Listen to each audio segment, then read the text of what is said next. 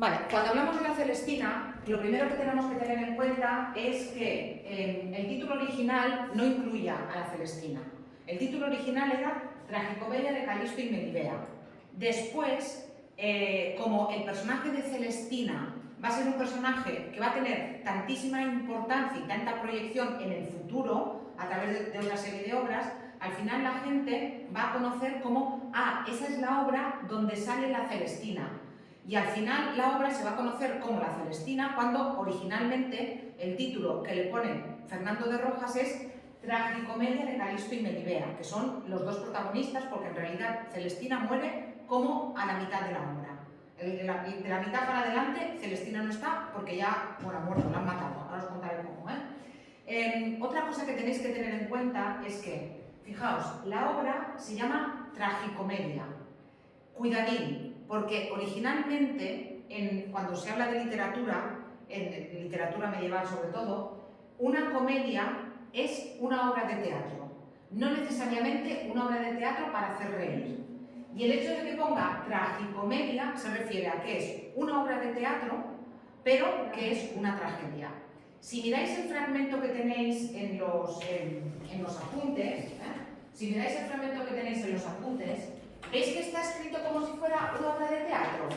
¿Lo veis? Que no tenéis un narrador, Calisto y lo que dice Calisto, Melibea y lo que dice Melibea, como si fuera una obra de teatro. Las obras de teatro están escritas así. Y aquí tenemos otro problema con la obra. Esta es una obra muy problemática por muchas cosas. Otro problema con la obra. Esta obra, así como está escrita, si tuviera que representarse, la representación duraría entre 7 y 8 horas. A ver qué obra de teatro vais a ver que tiene entre 7 y 8 horas de duración. Y además de eso, fijaos que es una obra de teatro que no tiene acotaciones. Sabéis que en las obras de teatro hay acotaciones, entre paréntesis, lo que los actores no dicen pero hacen, o cómo es el escenario, ¿sí? Resulta que esta obra no lo tiene. ¿Por qué? Pues porque esta obra pertenece a un género que en su época era muy popular en Italia, que se llamaba la comedia humanística, y que eran obras de teatro, pero no para ser representadas, sino para ser leídas. En un auditorio pequeño, un grupo de amigos, un grupo de familiares, en una corte, en un palacio, se reunían 15, 20 personas, 5 o 6 se repartían los papeles principales y leían en voz alta para el resto. Era como una especie de lectura que se hace antes de empezar a representar las obras, lo que se llama una lectura italiana, que cada actor que va a representar lee su papel pero todavía sin actuar. Entonces, esta obra está escrita en forma de obra de teatro, pero en ningún momento está concebida para ser representada en el teatro, sino para ser leída en voz alta. Sí que se hacen representaciones de la Celestina, yo he visto algunas espectaculares, pero estas representaciones que se hacen de la Celestina son adaptaciones de la obra. Seleccionan algunos fragmentos y hay un problema horroroso con los cambios de escenario, porque al ser una obra que no está escrita para ser representada, sino para ser leída, en un momento dado están en la iglesia, en un momento dado están en casa de Celestina, en un momento dado están en casa de Calisto, en un momento dado están en casa de Melibea, en un momento dado están por la calle, en un momento dado, en fin, cambian continuamente de escenario y eso es dificilísimo de representar en el teatro.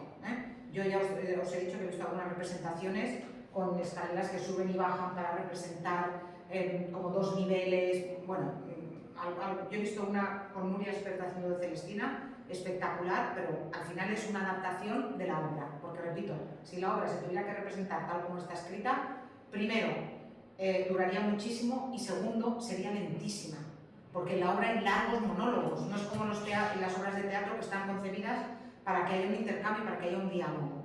Por tanto, problemas del género de la obra, que no acaba de ser una obra de teatro, pero tampoco es una novela o un texto narrativo al uso, ¿vale? Más problemas de la obra, la autoría. Se dice que el autor es Fernando de Rojas, pero él mismo, en la introducción a la primera edición que se conserva, ya existía la imprenta, pero se sospecha que hubo alguna edición anterior a la que se conserva. Él, en la primera edición que se conserva, escribe que cuando él era estudiante de leyes en la Universidad de Salamanca, le llegó el primer acto de la obra. Como es una obra de teatro, aunque no esté escrita para ser representada, no tiene capítulos, tiene actos. Entonces, que a él le gustó tanto ese primer acto, que es el acto en el que Calisto se enamora de Melibea y Melibea los amenaza, que le gustó tanto que decidió continuarlo, que decidió seguir la historia, pero que el primer acto no es suyo. Eso dice el propio Fernando de Rojas. Claro, cuando los críticos literarios, cuando los filólogos comparan el primer acto con el resto de los actos, cuesta de entender, cuesta de creer a Fernando de Rojas, porque el estilo es tan similar entre el primer acto y los restantes que tú dices, uy, yo qué sé, es que o imita muy bien o nos está mintiendo. Claro, tú dices, ¿y qué necesidad tiene de mentir y decir que el primer acto es suyo y el resto no? Entonces, hoy la crítica en general sostiene que no tenemos por qué no creer a Fernando de Rojas, que probablemente sí que se encontró el primer acto escrito cuando era estudiante en la Universidad de Salamanca, en unos folios que circulaban, y que le gustó tanto que decidió continuarlo y que fue capaz de imitar muy bien el estilo de ese primer acto. Encima hay otro problema, que Fernando de Rojas, cuando empezó a ver el éxito que tenía su obra, que tuvo muchísimo éxito, que dijo, ay, ay, ay, yo quiero ganar más dinero. Entonces no había derechos de autor. Entonces tú, una vez habías vendido el libro al editor, el que ganaba dinero era el editor, pero no el autor. Entonces, ¿qué hace Fernando de Rojas? Hace una segunda edición añadiendo 5 capítulos en medio, 5 actos en medio, para hacerla más larga. En realidad esos 5 actos no aportan nada, ni cambia el final, ni aparecen personajes nuevos. Esos 5 actos no aportan nada, excepto beneficio económico para Fernando de Rojas, que pudo volver a vender los derechos del libro, y en este caso, como la primera edición había tenido tanto éxito, la segunda edición se la pagaron mucho mejor, ¿sí? Por tanto, problema, hay 2 autores, hay un solo autor, y encima hay 5 actos añadidos por el propio Fernando de Rojas más tarde. Problema con el género, problema con la autoría, y después también problema con qué nos quiere decir Fernando de Rojas con esta obra. Porque es una obra en la que todos los protagonistas mueren. Y mueren además de forma muy trágica. Calisto intenta conseguir los amores de Melibea. Como no lo consigue, contrata a una alcahueta, que es una mujer que con la excusa de ir a vender cosas a las casas ricas podía entrar en las casas de los ricos. Entonces, esta mujer entra en casa de los padres de Melibea, habla con Melibea y la convence para que tenga un encuentro con Calisto. Esa misma noche se ven en el huerto de la casa de Melibea, huerto jardín, imaginaos, una casa muy grande porque la familia de Melibea es una familia rica, igual que la de Calisto, y se siguen viendo por las noches, y Calisto está tan contento de que Melibea le haya dicho que sí, que le da a Celestina una cadena de oro muy gruesa. ¿Qué ocurre? Que los criados de Calisto, que son los que han puesto en contacto a Calisto con Celestina, quieren su parte de esa cadena. Porque dicen, hombre, nosotros hemos sido los que hemos convencido a Calisto para que te contrate a ti y tú vayas a casa de Melibea. Entonces, si nosotros hemos sido los intermediarios, también queremos nuestra parte del botín. Pero Celestina dice, no, no, no, yo he hecho el trabajo, por tanto la cadena es mía. Entonces, ¿qué hacen los criados de Calisto? Matan a Celestina para quedarse con la cadena. Los alguaciles cogen a los criados de Calisto y los ajustician, los ahorcan, los matan enseguida. O sea, los cogen y al día siguiente ya están muertos. La justicia entonces no era más justa que ahora, pero era mucho más rápida. Vale, ya han muerto los criados. A Calisto le da un poco igual. Calisto, bueno, mientras yo me siga viendo con Melibea aquí en el huerto de su casa, a mí me da un poco igual.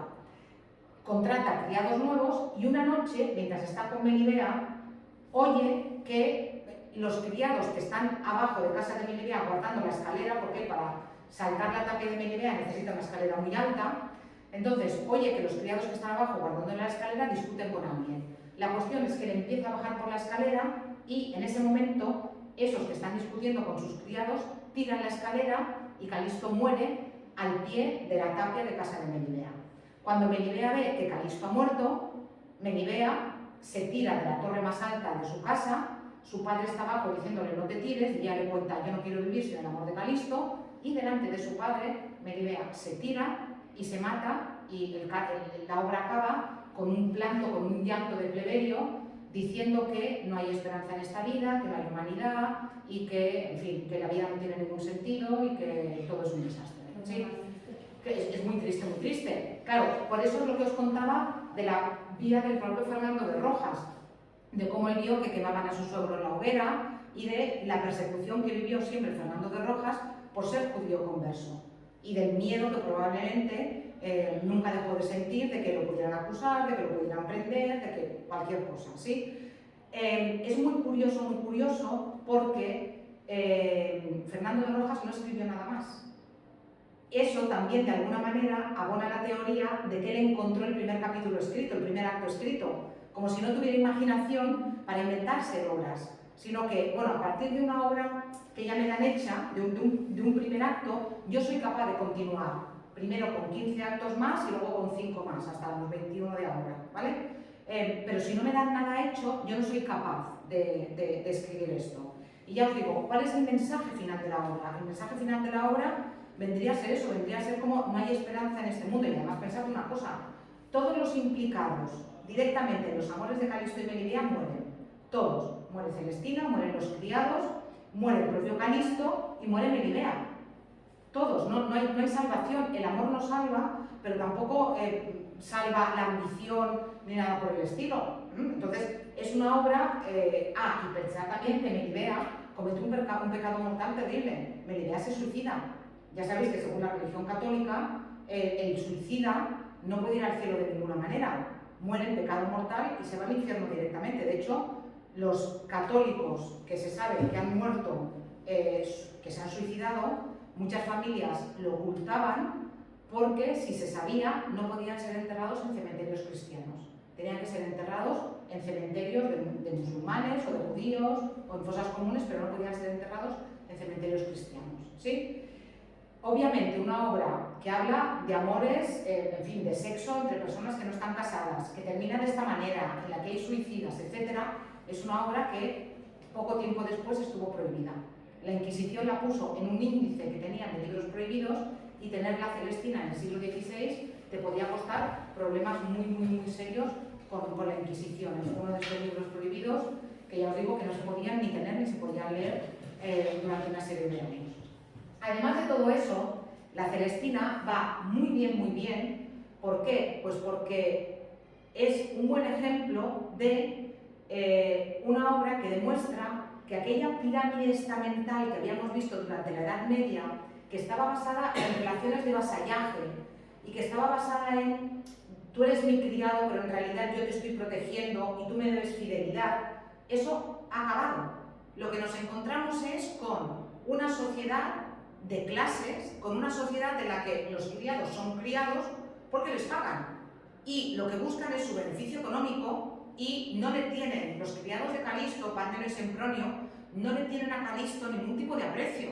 Los criados están con él porque les pagan, pero cuando ven que paga más a Celestina, van a pedirle cuentas a Celestina para que Celestina les dé su parte del botín. Y Calisto tampoco siente mucho aprecio por los criados, porque cuando los matan, y además los matan de alguna manera por una situación que ha provocado él.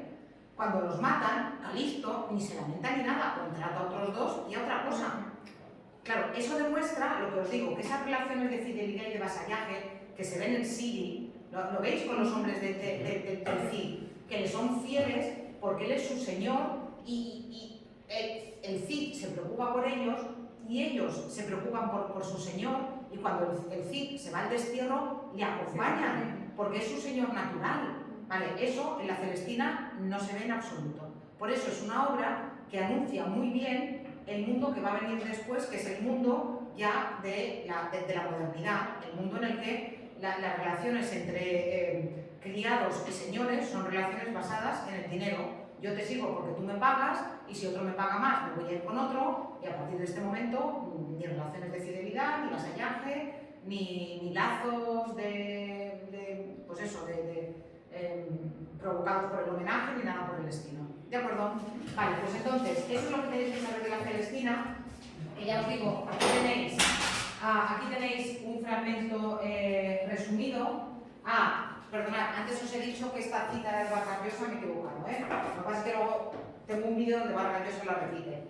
En realidad, la cita es de Marcelino Meléndez Pelayo, que es uno de los primeros filólogos que hay en la literatura española, uno de los más importantes, que dice eso, que si no hubiese existido la Celestina, que si no hubiese existido el Quijote, la Celestina sería primera obra, la obra más importante de toda la literatura española, ¿eh? Bueno, aquí os explico lo de las ediciones diferentes, ¿sí? Y también os explico la parte esta de Fernando de Rojas, cuando él dice que en realidad había encontrado el primer acto y él decidió continuar.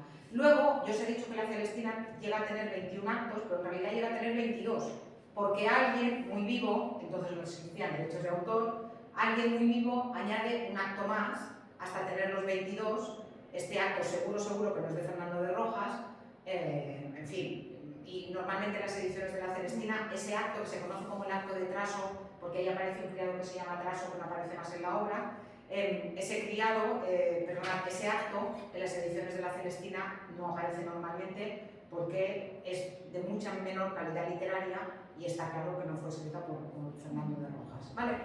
Es una obra también, como os he dicho, que está escrita en forma de teatro, ¿sí? Pero es una obra en la que también os he dicho que Celestina se va a convertir en la protagonista absoluta, aunque muera al final de la obra, porque es uno de estos personajes redondos. A mí, por ejemplo, me resulta muy difícil empatizar con Calisto, porque Calisto es egoísta, es rico, es joven, tiene todo lo que quiere y quiere a Melibea, y como no consigue a Melibea, pues hace todo lo posible por conseguirla. Melibea también, porque Melibea es un poco, que es cortina, entre que es un poco Pánfila al principio y que luego cambia de opinión tan rápidamente, tampoco, pero Celestina, que es una mujer que lo ha pasado mal en la vida, que es una mujer pobre, que es una mujer vieja, que ve que, en fin, que se acerca a la vejez y que no tiene dinero para mantenerse y todo eso, es un personaje para mí muchísimo más interesante, ¿eh? Aquí tenéis, de hecho, un fragmento en el que explica lo que significa hacerse viejo y cómo cuando eres joven lo tienes todo y tienes salud y la vida te sonríe, pero cuando eres viejo y ves la muerte de cerca, las cosas son muy diferentes, ¿eh? Por tanto, podéis leer estos fragmentos de la Celestina, esta es la teoría que tenéis que saber. Si queréis volver a ver el vídeo que tenéis al principio, el de Bits de literatura de Lucasha, entenderéis mejor, ahora lo entenderéis mejor después de la teoría. Y ahora sí que ya podéis hacer la actividad evaluable 2, que es sobre literatura de la Edad Media, y vais a tener preguntas sobre todo lo que hemos visto: Mester de juglaría, Mester de clerecía, el teatro de la Edad Media, que llevo muy poquito, Don Juan Manuel y la prosa de la Edad Media, y la Celestina.